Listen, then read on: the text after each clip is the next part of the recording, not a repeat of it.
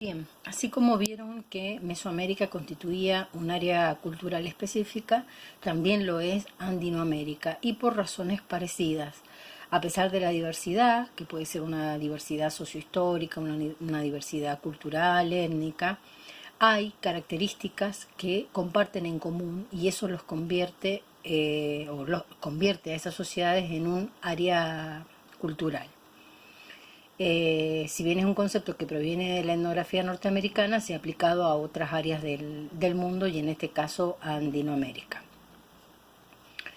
Desde el punto de vista ambiental, que sería el sentido de esta primer clase, de poder describir las características de este ambiente andino, tenemos diferentes criterios para poder identificar estas áreas y subáreas dentro de la enorme variedad que es Andinoamérica. Tenemos el criterio del norte, el sur, entonces en ese sentido se distinguen los Andes septentrionales, los Andes centrales, los Andes meridionales, o también el criterio altitudinal que nos permite distinguir entre una costa, una sierra y una selva o yunga. El mapa que ven allí, que es un mapa físico de América del Sur, les permite ver con mucha claridad la importancia que tiene la cordillera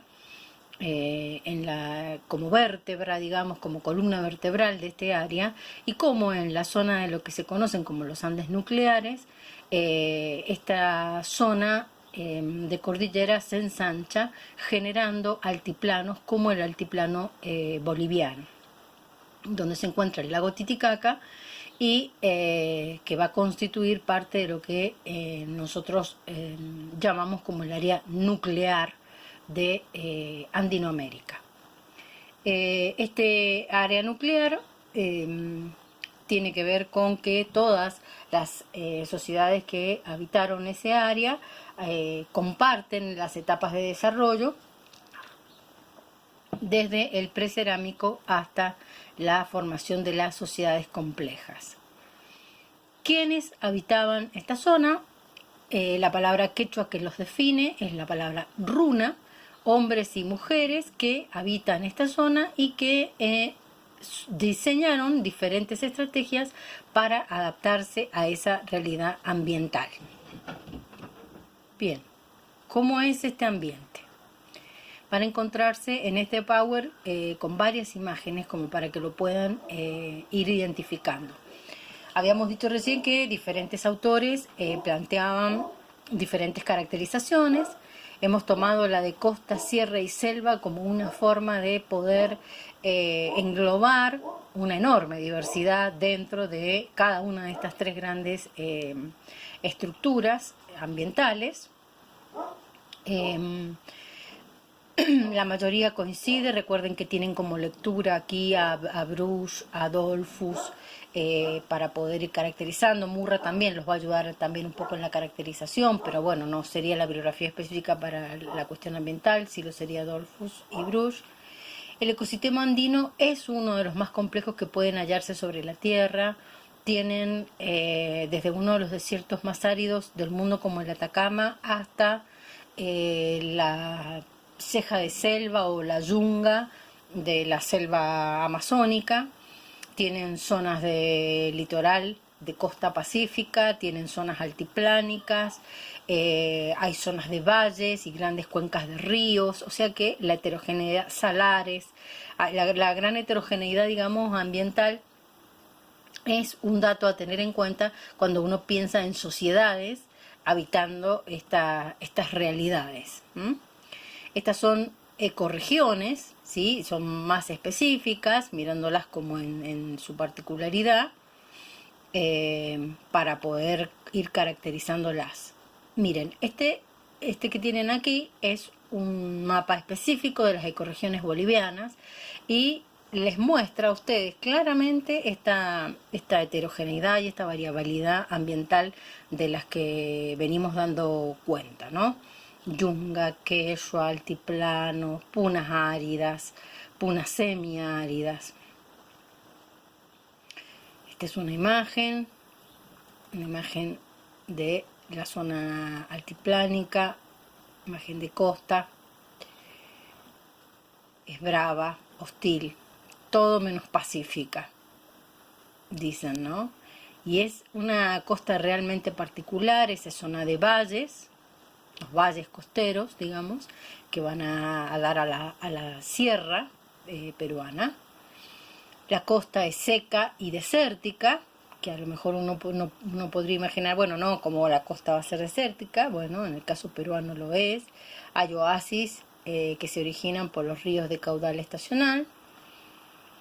Y la riqueza marina va a ser la que va a permitir que se desarrollen culturas desde muy temprano en el área de la costa. Estas imágenes que ven pertenecen a la cultura mochica.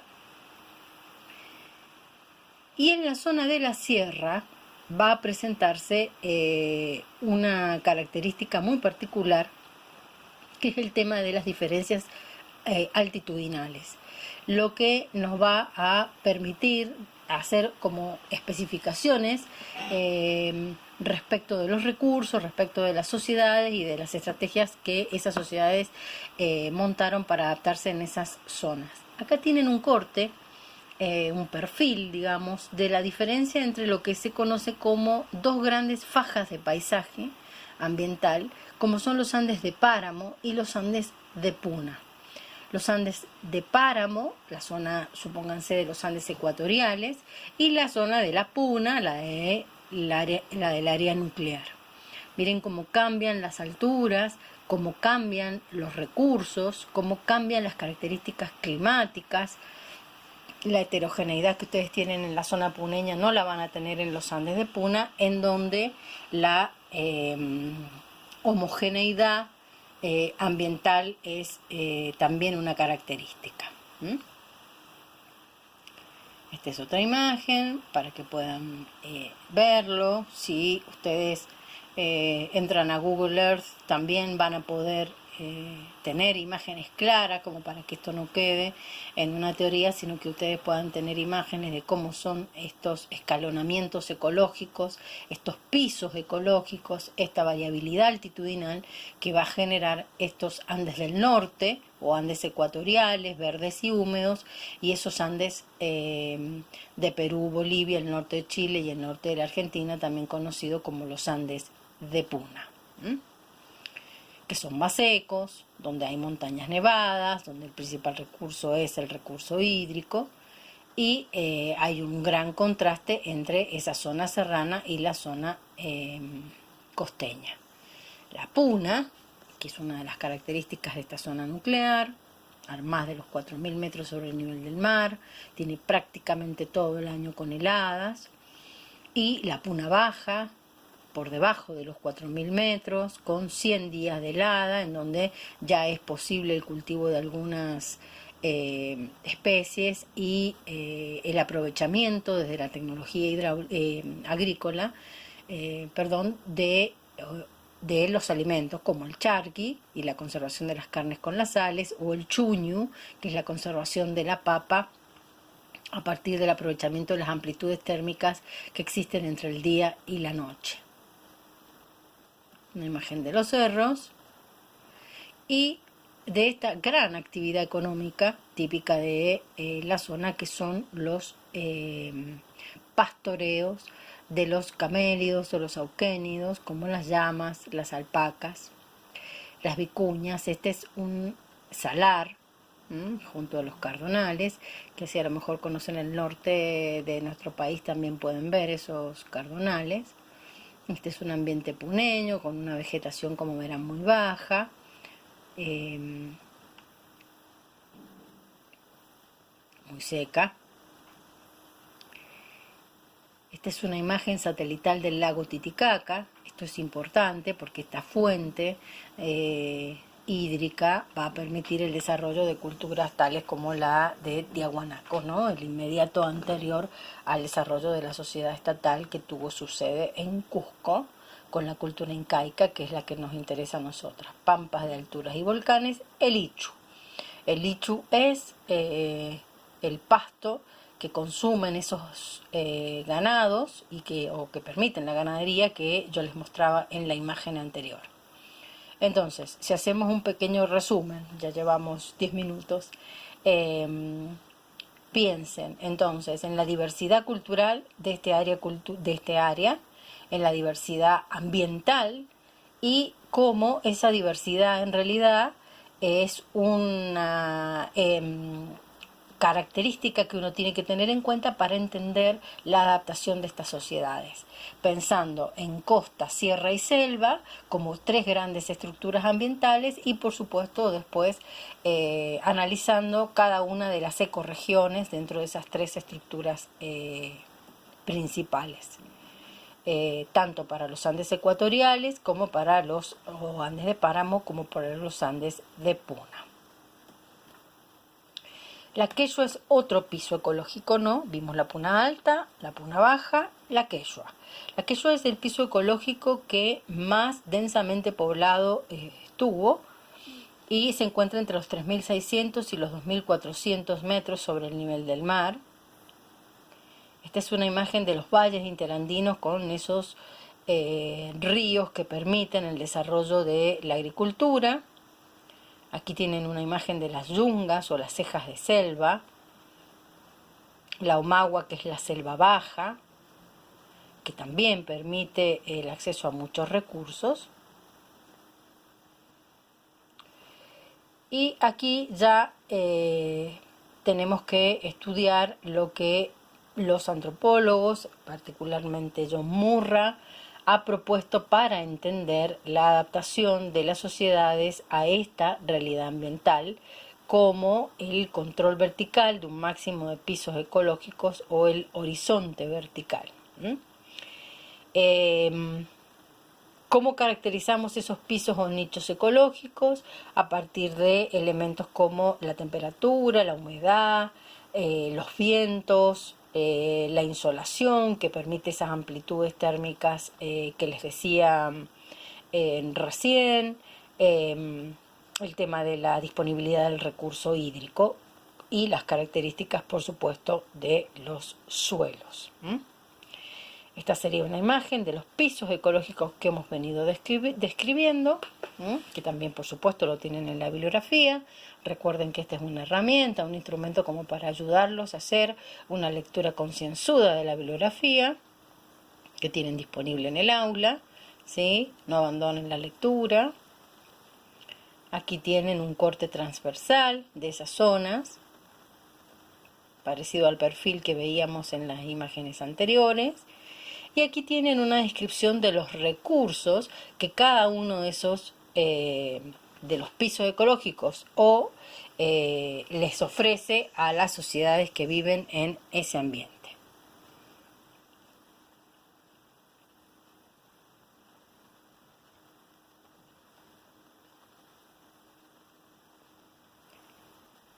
Bien, esta es la definición, digamos que, y la síntesis que yo les hacía recién. Aquí tienen una descripción de Dollfuss, recuerden que es parte de la lectura obligatoria que tienen que hacer, y cuáles son las características de algunos fenómenos ecológicos particulares, como son las heladas, como son las sequías, como es el fenómeno del Niño en la costa que provoca inundaciones, pero en la sierra o en la puna provoca las sequías. Este fenómeno del Niño es un fenómeno que tiene que ver con las corrientes marinas que aumentan su temperatura. Eso cambia la realidad de la flora y la fauna en el mar, aumenta la evaporación y ese aumento de evaporación genera la mayor cantidad de precipitaciones en la sierra, pero una vez que precipita en la sierra occidental, hacia la sierra oriental se produce la sequía.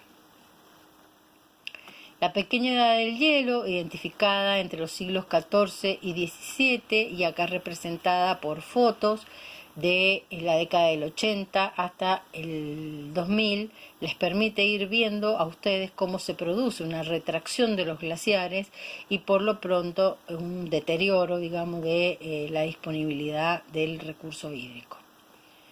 La niña es otro de los fenómenos que tienen que tener en cuenta. para poder terminar de caracterizar la realidad ambiental. Bueno, recuerden que tenemos el aula y la mensajería interna para poder evacuar cualquier duda y que tienen que cuidarse y disfrutar esta nueva experiencia de aprendizaje. Muy buenos días.